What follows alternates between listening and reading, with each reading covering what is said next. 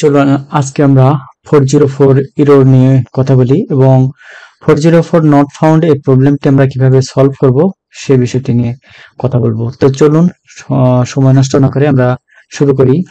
যে আপনার এই 404টি কেন হয় সে বিষয়টি সবাই অবগত আছেন যে কোনো লিংক বা কোনো পোস্ট আপনি পাবলিশ করার পরে সেটা গুগল ইন্ডেক্স হয়ে যাওয়ার পরে বা পাবলিশ করার পরে আপনি যদি সেই পোস্টের পারমালিঙ্ক চেঞ্জ করে ফেলেন কিংবা সেই পোস্টটি ডিলিট করে ফেলেন, তাহলে ওই যে লিঙ্ক থেকে যায় সেই লিঙ্কটি থেকে সঠিক পোস্ট বা তথ্য না পাওয়ার কারণে সেখানে 404 এরর দেখায়। এটা গুগলে ইন্ডেক্সের জন্য বা র্যাঙ্কিং এর ক্ষেত্রে খুব বাজে একটা প্রভাব ফেলে। তো সেটি কিভাবে সলভ করা যায় চলুন আমরা শুরু করি।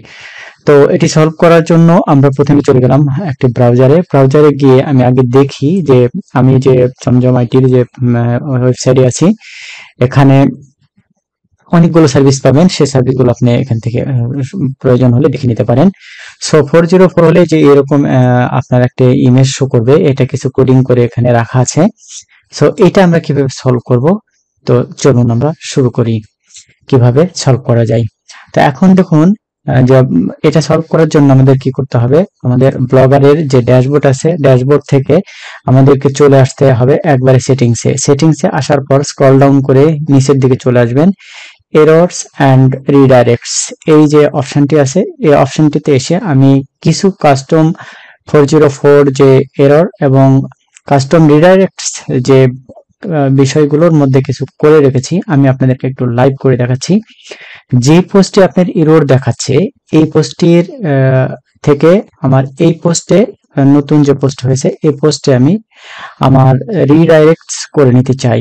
তো সেক্ষেত্রে কি করতে হবে, প্রথমেই যেটি আমার এরর হয়েছে সেই পোস্টের ওই যে উপরের লিঙ্কের একেবারে স্ল্যাশ পর্যন্ত এই অংশটুকু আমি কপি করে নিলাম।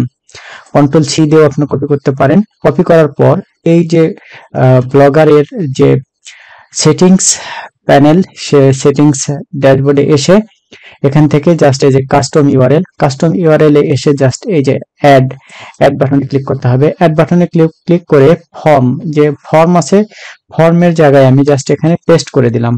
পেস্ট করে দেওয়ার পর এই যে ইউআরএলটা আমার নষ্ট হয়ে গেছে বা ব্রোকেন লিংক হয়ে গেছে, এটাতে যদি কেউ ক্লিক করে তাহলে কোন লিঙ্কে নিতে চাই সেটা এখানে আমাকে দিতে হবে।